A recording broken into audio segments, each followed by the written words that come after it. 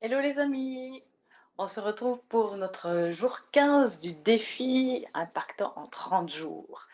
Alors bien, j'ai décidé aujourd'hui de revenir un petit peu sur, vous vous souvenez, Ahimsa, la non-violence, la bienveillance.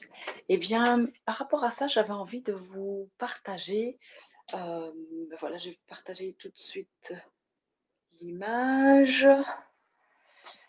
Je vous la recherche, voilà ici. Voilà, donc c'est le triangle dramatique de Karpman.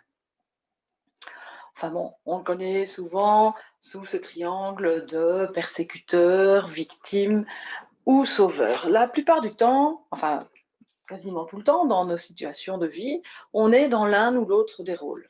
Alors c'est pas toujours le même, ça change en fonction de la situation, même parfois dans une situation on a plusieurs rôles, mais posez-vous peut-être la question de quel est le rôle qui revient le plus souvent pour vous?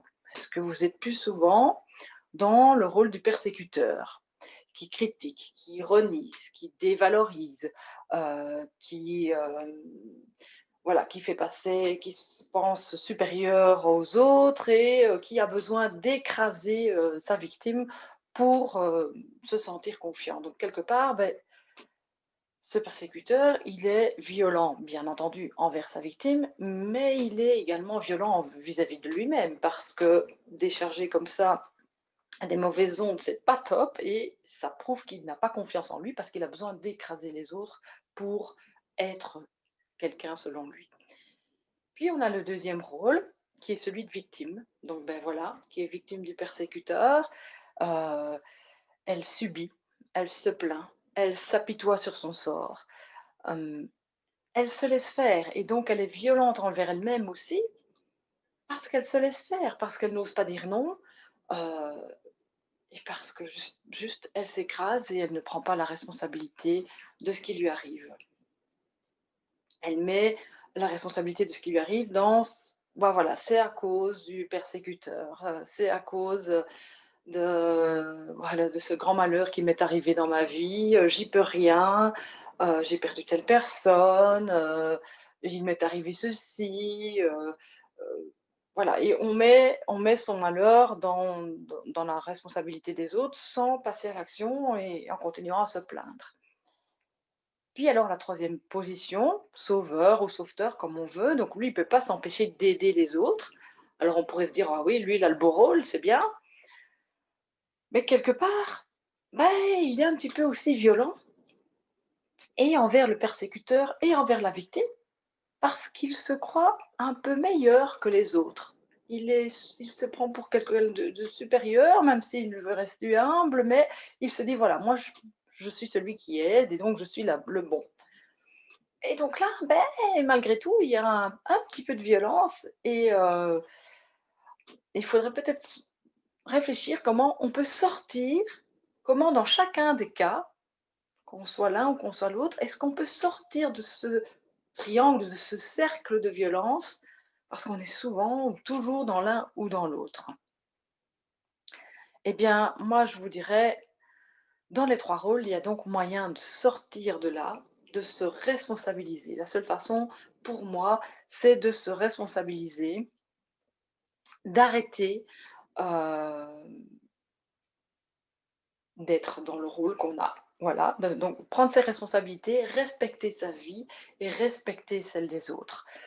Alors comment faire? Eh bien, le le persécuteur, beh, prendre sa responsabilité, c'est arrêter bien sûr de de de la violence qu'il a envers sa victime. Peu importe qu'elle soit une violence, on avait vu la fois passée, on parlait de différentes formes de violence. Ce n'est pas que de la violence physique, ça peut être de la violence verbale, ça peut être de la pression, que l'on met sur l'autre d'une façon ou d'une autre, en lui imposant certaines choses. Donc voilà, comment est-ce qu'en tant que persécuteur, je peux responsabiliser et arrêter de,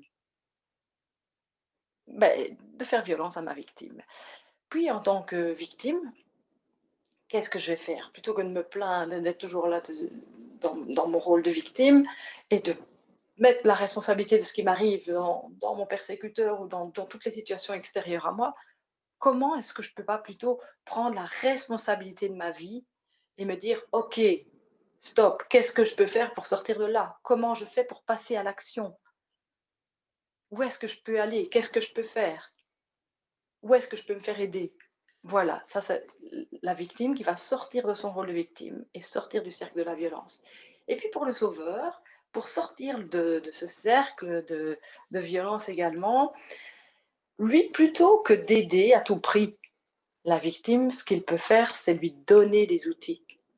Vous connaissez certainement l'adage qui dit qu'on va donner un poisson à une personne qui a faim, il va manger un jour, mais si on lui apprend à pêcher, il va manger toute sa vie. Eh bien, c'est un peu le même principe. En tant que sauveur, comment est-ce que je peux ne pas donner la solution toute faite à la victime, mais la faire réfléchir, lui proposer des pistes, lui donner des outils vraiment pour qu'elle puisse prendre ses décisions elle-même et passer elle-même à l'action et se responsabiliser dans sa vie.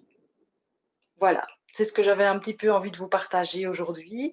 Voyez dans quel rôle vous êtes le plus souvent et voyez du coup ce que vous pouvez peut-être ajuster pour prendre la responsabilité de votre vie, vous respecter et respecter les autres.